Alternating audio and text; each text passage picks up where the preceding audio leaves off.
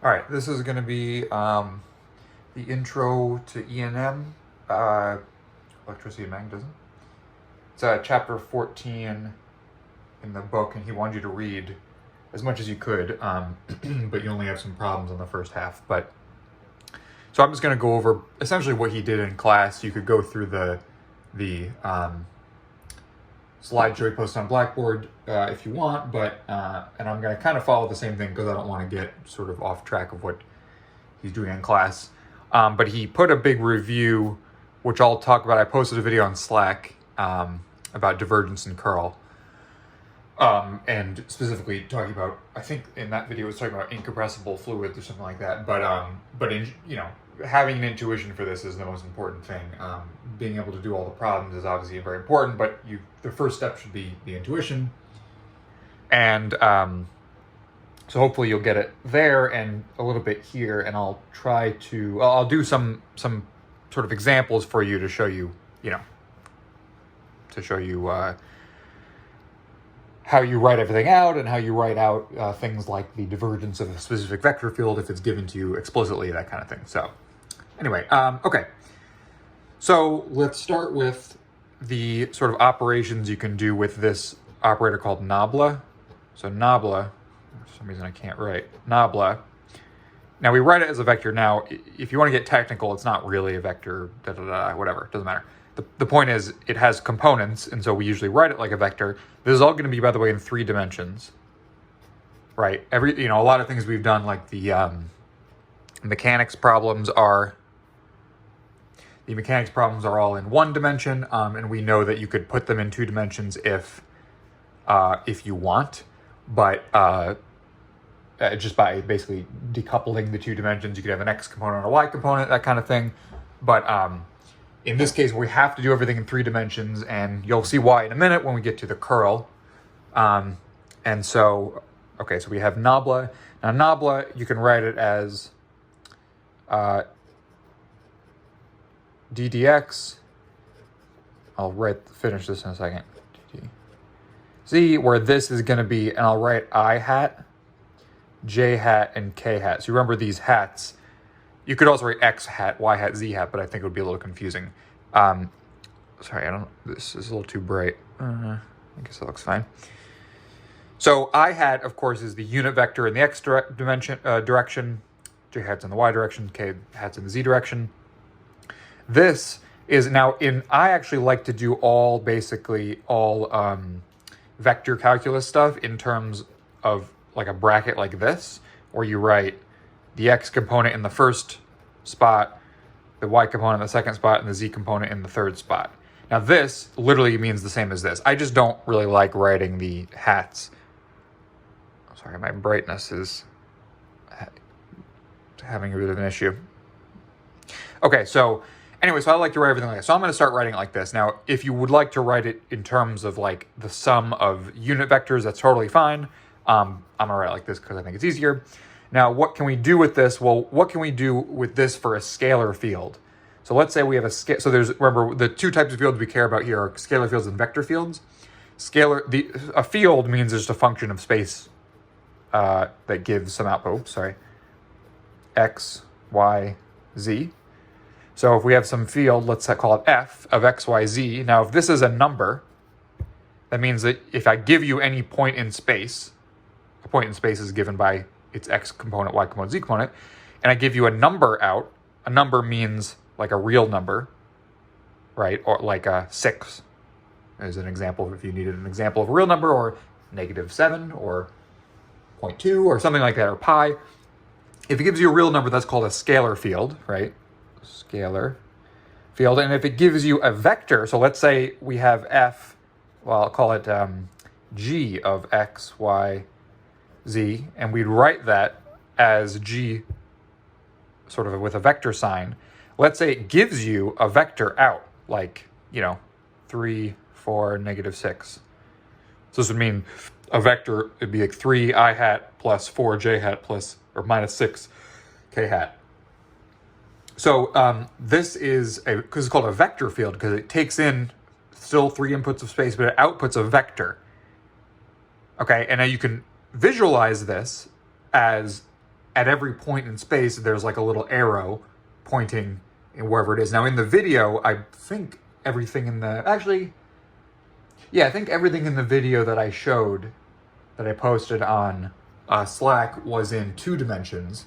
Obviously, it's much easier to draw things and stuff in 2 dimensions because the paper is in 2 dimensions. But you could, of course, everything we're going to do is in 3 dimensions. You'll see, because magnetic fields are only make any sense in 3 dimensions. And the you can only write them in the way that we write them in 3 dimensions. So now we have these 2 types of objects. We have a scalar field and a vector field. And what if we, now this operator here, this is called an operator, del, I'll call it del. It's also called nabla, is another word for it, but I think in the notes he uses del. That's the name of this. So what if we take this, now this takes in just numbers, right? Because all it does is does an x derivative, y derivative, and z derivative of some number. So if we take a scalar field, and I'll actually use t of x, y, z, because that's a really good example, because talking about just abstract f scalar fields is kind of weird. But if we talk about a specific example, like temperature, right? The temperature of a room, let's say, I mean, you could state it's defined over all of, the universe, for example. Let's just say that we're only going from the room and we have some origin, 0, 0, 0 is some corner of the room. And then, the opposite corner of the room would be just the dimensions of the room, right? At every point, you could input the point and the output would be a number and it would be the temperature. And let's say, now, let's just say we're in Kelvin or something. So of course, in this case, you can't have negative numbers, but it's still a real scalar field. It's just valued in the positive real numbers. That's how you'd say that. So anyway, let's just talk about temperature from now on. So temperature is a scalar field because the temperature is just a number. It's not a vector or anything like that. What if we apply this nabla operator to t, right? All that means is that we just take, the first component is d dx of my function. So it's dt dx. And remember, it's partial derivatives now because t is a function of many variables. Comma, now the y component is dt dy, and then dt dz, of course. This is now a vector. So this is called the gradient. The gradient of a scalar field. You can only take gradients of scalar fields and it turns them into vector fields. See, this is a vector field now because at every point in space, you could still write x, y, z if you want, after every t. At every point in space, this thing gives you a vector. So this is a vector field. Now, what does it actually tell you? So great, it's a thing called the gradient. Well, the derivatives, let's just say we had 1 dimension.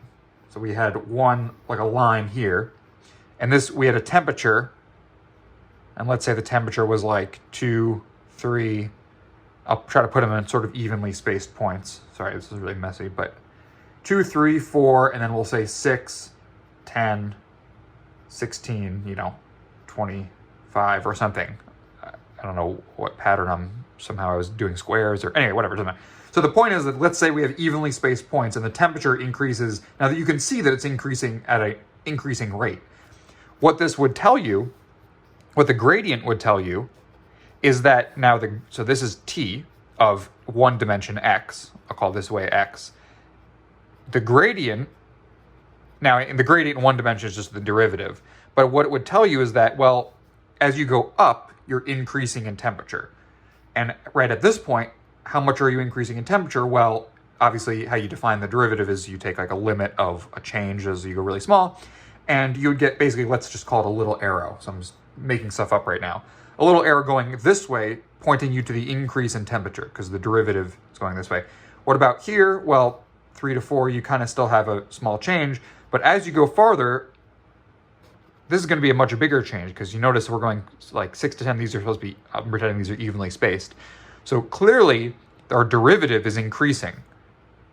So here, and of course they're valued at all these points, so it'd be bigger and bigger and bigger. So essentially now this is a little bit hard to visualize because it's in 1 dimension. I guess that was a bad idea on my part. But anyway, the point is that it's pointing you this vector of 3 versions of this. So basically you have 3 copies right through the 3 dimensions by my other right hand, the right hand rule. And And how, basically what this vector does, this vector is an arrow whose magnitude tells you about how much the temperature increases in that direction. And the direction is, I just gave it away, is the direction of steepest increase in temperature. So let's say you had a heat source, let's say you had a room, and I'll put it in 3 dimensions, but I'll just pretend that,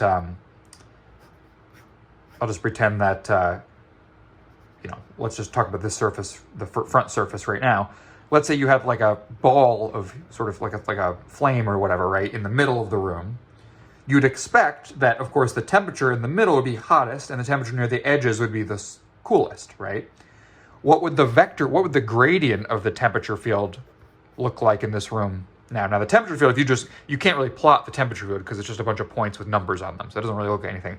But you can plot the gradient because you can draw little arrows, and basically you would say that near the middle, the gradient would be very steep, pointing right toward the center, right? You're gonna have to use your imagination a little bit for this. And near the edges, you'd expect very small vectors. So these vectors are all the gradient of t evaluated at each of these points.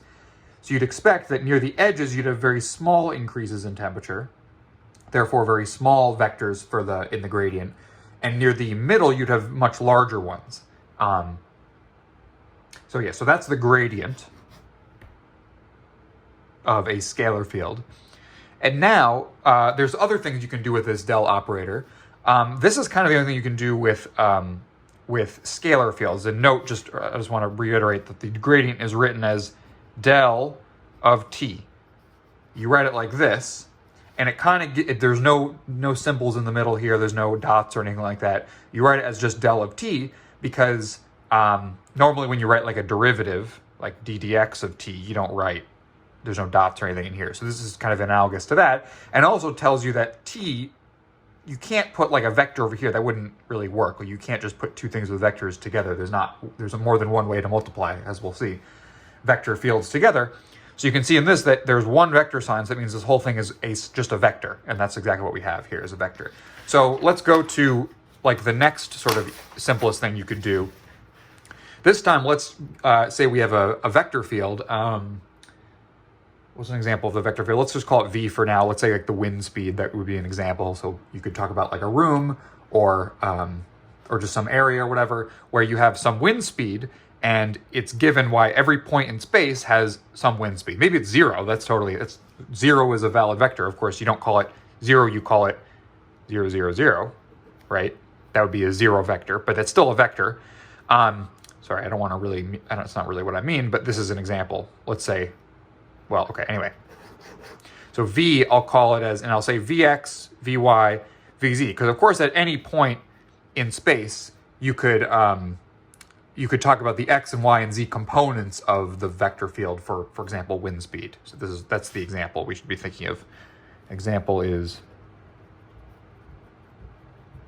wind speed. And now what can we do with this? Well, we can take that nabla and take the dot product with v, and what do we get? Well, let's just write it out. The dot product is going to be, I'm not going to write it all out because you all know what this is. You have dvx dx plus dvy dy plus dvz dz. This is what you get, right? Because we just took the first components and dotted it with this. The first component multiplied with this plus second component. That's what the dot product means. And we get this. Now vx, now v is a vector, right? Vector field.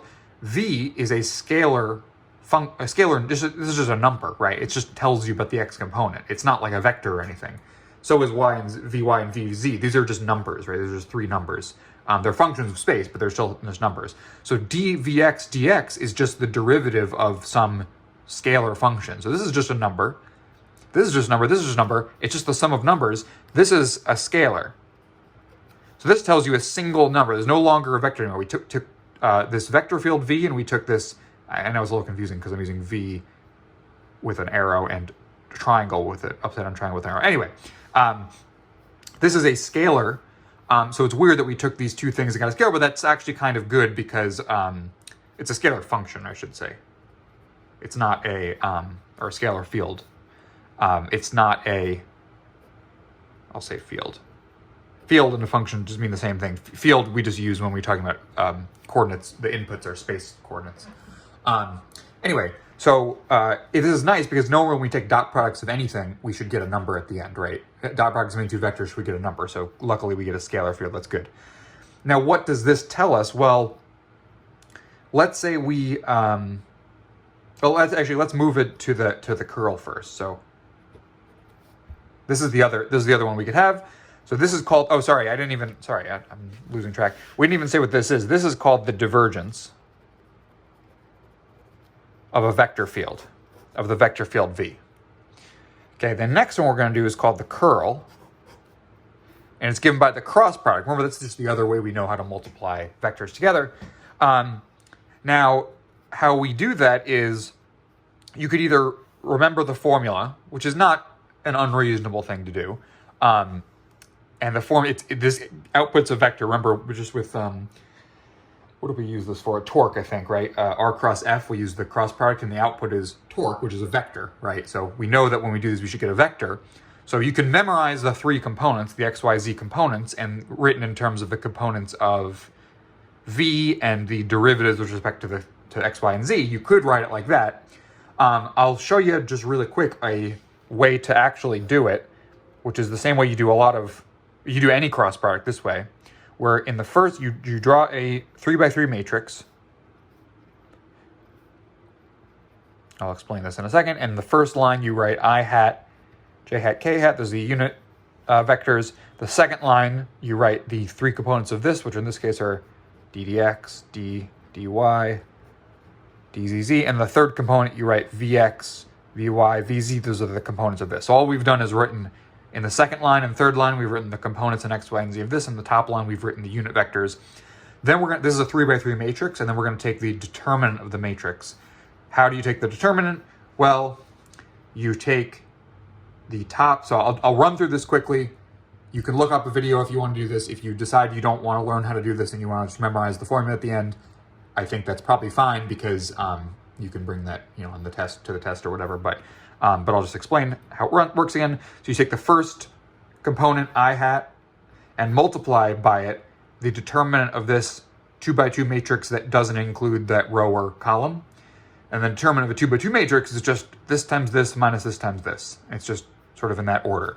So this would be d dy of vz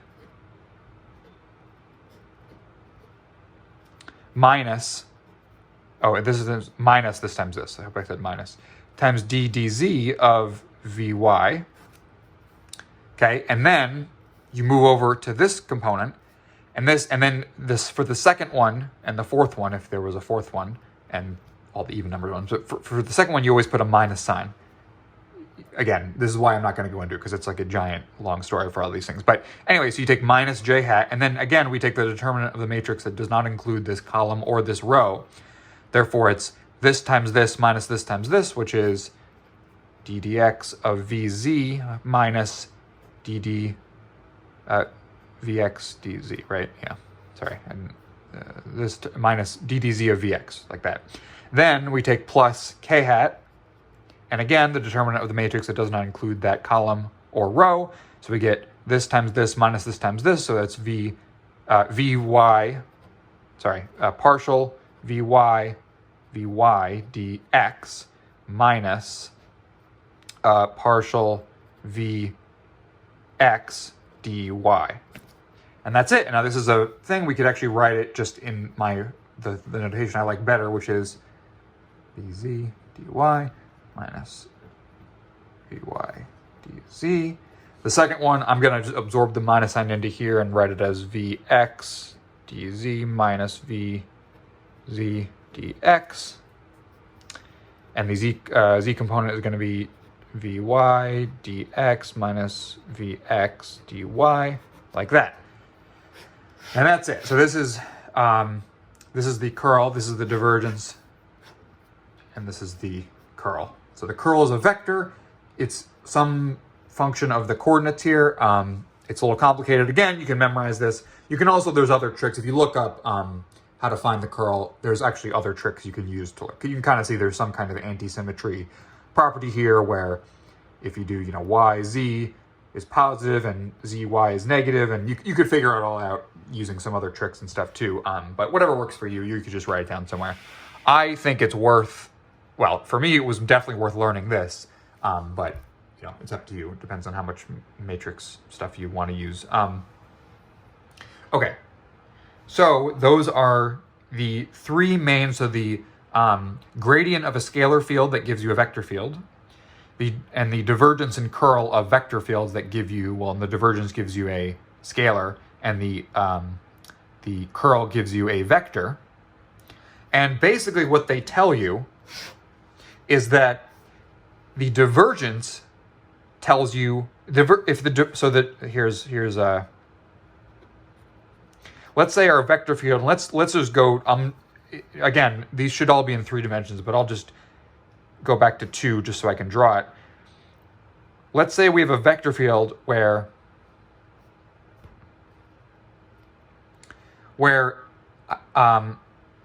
the vector at this point, the vector at these points are all going away from the origin. Right, now of course there's not just vectors at these points, there's also vectors at these points. Let's say it's that. Now, just by the name divergence, obviously you can tell probably what's going on. We would call at 0. So remember, this is a scalar function, right? This is a scalar function, but it's not a number. It's not just a constant number. It's a scalar function of space still. So you still have to input, it still has a different value. It's just like the derivative, right? The derivative is, you can write it as a function, but it still is evaluated at all points. If we evaluate this at the origin, we would say this has a positive divergence. And you can imagine if all the arrows were reversed, if they're all sinking in to the center in like a black hole or whatever, you would expect a negative divergence there.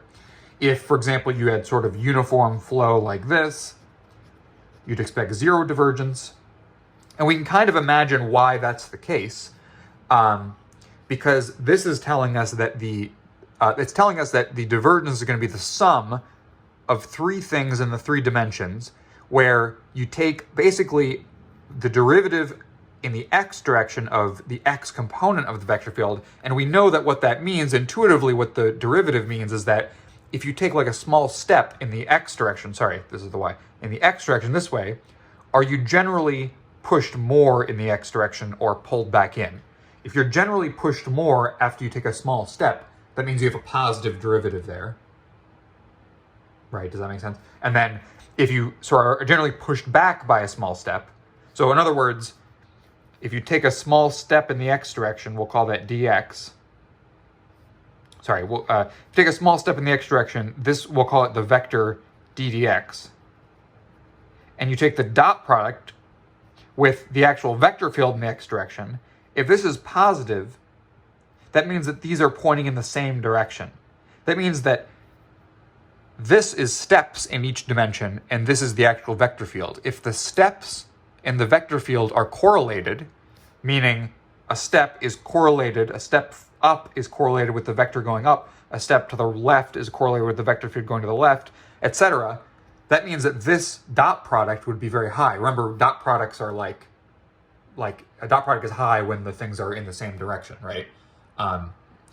And a dot product is negative when the things are in the opposite direction, right? Ew, my hands look gross. It's just the lighting, I guess. Anyway, so that's basically why the dot product represents the divergence. The curl is very similar. Remember, the curl is maximized when the things are in perpendicular directions. So let's say we had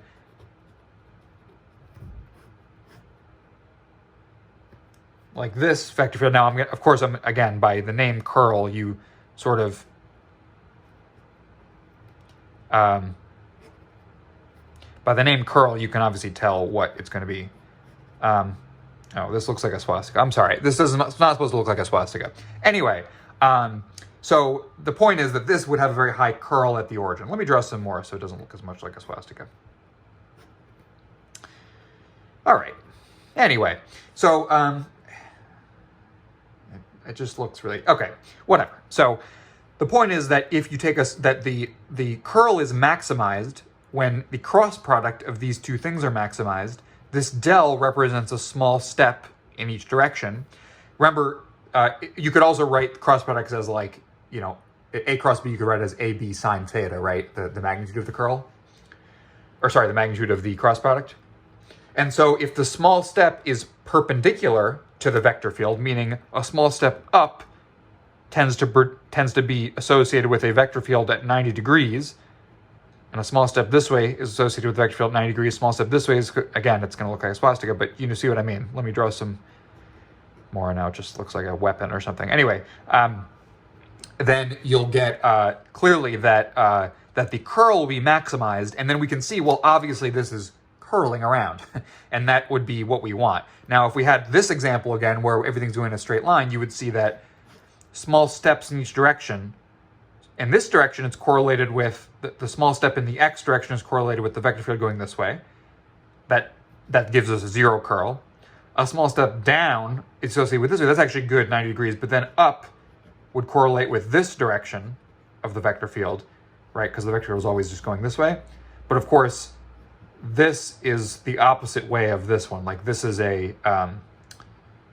one of these is like satisfies the right-hand rule, and one of them is opposite the right-hand rule. So you also average them all out, just like with this, with the divergence, right? The divergence is not just in one direction. It's because we sum them all, just like here we sum these two things together kind of thing. We get that they need to be in the same direction. So in this case, and then this way, it would just cancel out again. So in this case, the curl would be 0 and the divergence would be 0. And that's actually a feature of fluids, which we're not talking about here because we're talking about things like electric fields. But incompressible fluids, so we're not going to get into any of this. This is sort of a different subject. But incompressible fluids have things there generally they need to satisfy. Things like these vanish. And so you'll get that that they have to, there's only a certain sort of number of solutions that can be solved, that they can solve. So for electric and magnetic fields now, we'll get into how these rules work in, actually, sorry, that's not true. We need to do a little bit more calculus first, but okay, I'll take a quick break and then I'll go back. All right, so let's do a few mindless problems. No offense to the problems, but they don't really involve like some kind of intuition. Well, they can't. I mean, I'm sure they could if you really thought about them. But actually, well, okay, I don't want to think about them. The point is that if you think about these a lot, you could probably come up with something cool. But you can work them out with very little sort of thought. You just have to plug everything in. These are called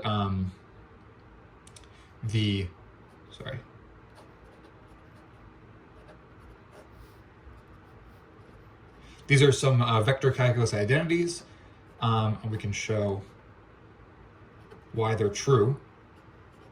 This last one I would recommend writing out to remember it as opposed to like doing it. But the first two are pretty simple. So this tells you that the divergence of the curl of a vector field is always 0, okay? Now, let's just write it out. Well, we know what this is.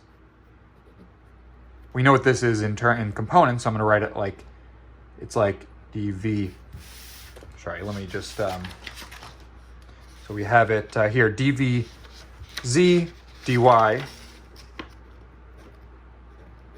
minus dvy dz,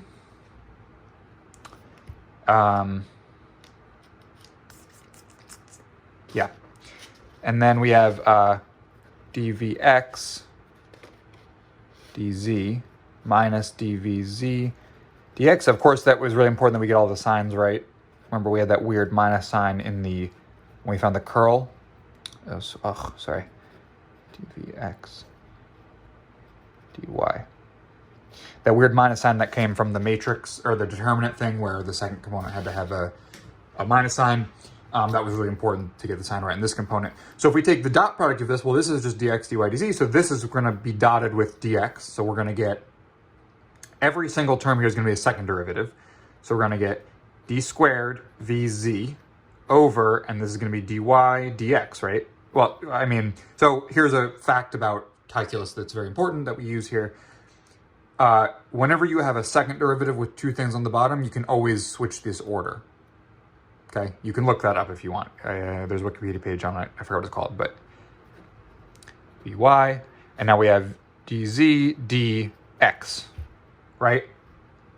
So I'm just saying that because I guess really you should write because the dx in here is first. You should really write it first. Like you shouldn't.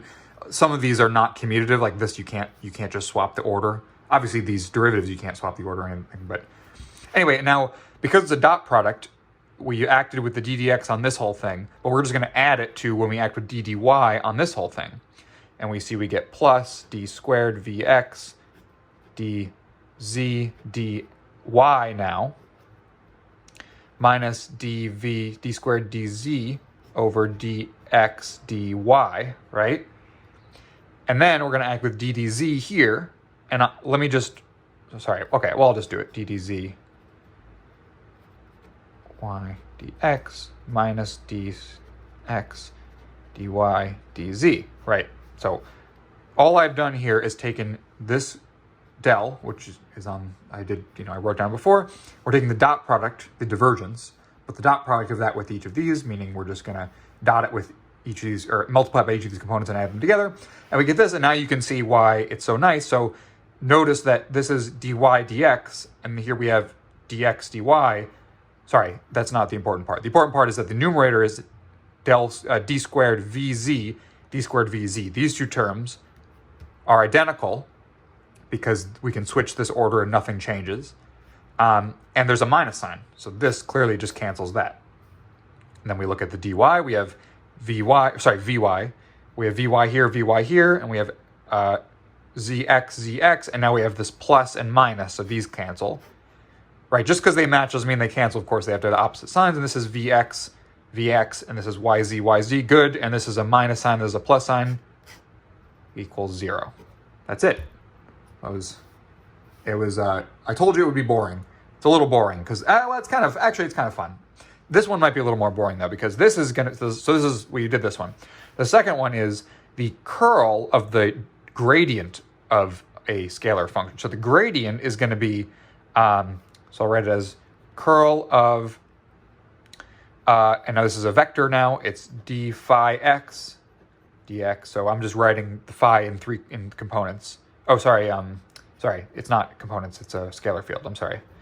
So d phi dx, d phi dy, d phi dz, this is a gradient. Now let's take the curl, and what do we get? Well, this is gonna be annoying. So let me just do it out, even though you could probably do this yourself. If you wrote it all out, it's actually, you have all the tools, I think, but let's just do it. d dx, d dy, so d dz. What am I doing? I am doing the curl using the determinant of a 3x3 matrix. We have here phi dx, d phi dy, d phi dz. Good, and now what do? We take this component, so it's the determinant of this. So again, I've taken the first row is going to be the just ijk unit vectors. The second row is going to be the first argument here in the cross product, which is going to be just the del, and the second one is going to be what I've just written, which is we want here is the gradient of the scalar field. And now what do I get? Well,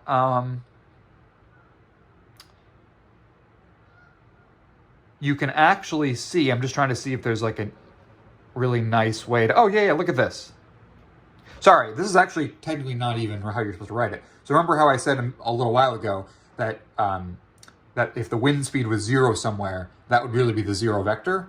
Notice that this side is a vector because it's the cross product of something and something, right? This is a vector, this is a vector. It's the cross product of two vectors. So this has to be a vector. So 0 is not a vector. We should really write this, which of course just means 0, 0, 0. Now this is actually easier than this one here, because this one, we had all these weird cancellations. It's not like each term went to 0. It's like we had to do the whole thing and then some weird ones all across the place went to 0. This says that this fact, right, where says that each component has to vanish. And actually, I'm not even going to write it out, because if we look at the first component, we get I hat times the determinant of this matrix, which means this times this minus this times this. We get, okay, we'll write it out. so it's d dy, sorry, I'll write it as d dy of d phi dz minus d dz of d phi dy, right? All I did is just this times this minus this times this, and we get this, and now what is this? Well, this is just d squared phi of dy dz minus d squared phi of dz dy. We know that these can be switched. This is 0. Therefore, the x component, the thing multiplied by I hat, is 0. And of course, I'm not going to actually write them all out, but you can see that by exactly the same argument, the j component and the k component, which means the z and y and z components, are all going to vanish to be 0. So we're done, because they all have the same form. They're all of d squared phi of d something minus d squared phi of d something. Now, remember when we had the j, we get a minus sign, but of course it doesn't matter because we just get minus 0, same thing.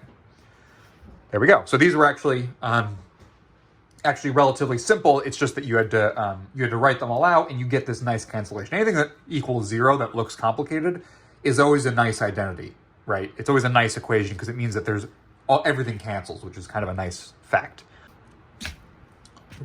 And then one more thing we have is the Laplacian, which looks like this, of a scalar field. This is the Laplacian of a scalar field. Okay, and this just means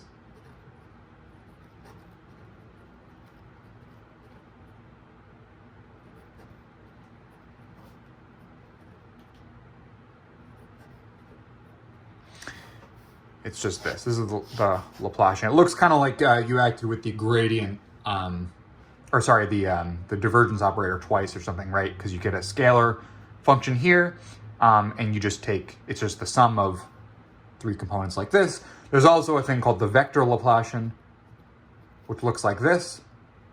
It's the same exact thing, it's just that you do it for each of the components, so it's just d squared vx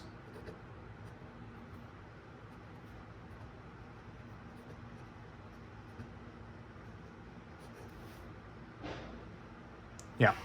So this just means you take the Laplacian is just takes a scalar field and gives you back a scalar field. The vector Laplacian takes a vector field, but it just treats each of the components as a scalar, and then does the Laplacian to each component. So this is kind of annoying to write all out. And so, for example, for the third, you can see I messed up a little bit here, but for the third identity here, if you wrote it all out in components, you'd get something like this, where it all works out. This is going to be the easiest one to write. This is going to be really annoying to write because you can see that it already looks like this, and then I would have to write this for each of the terms. And then this would also be really annoying because you have to do 2 cross products. So if you write this out, I'm not going to do this because it's just going to take several pages, and it's not going to use any more techniques than we've used here. But if you wrote this all out, you should get this side as a vector. Let's just make sure they're all vectors. This side, this is a vector here because it's the cross product of 2 vectors. Then it's the cross product of that with another vector, and you get a vector. This is the divergence of something. So this is a scalar, but then you take the gradient. So you get a vector again. And this is the vector Laplacian, so we get a vector back at the end, which looks like this, where each del squared means that. So that's the derivative aspects. And then we have to move on to integrals. So I'll be right back.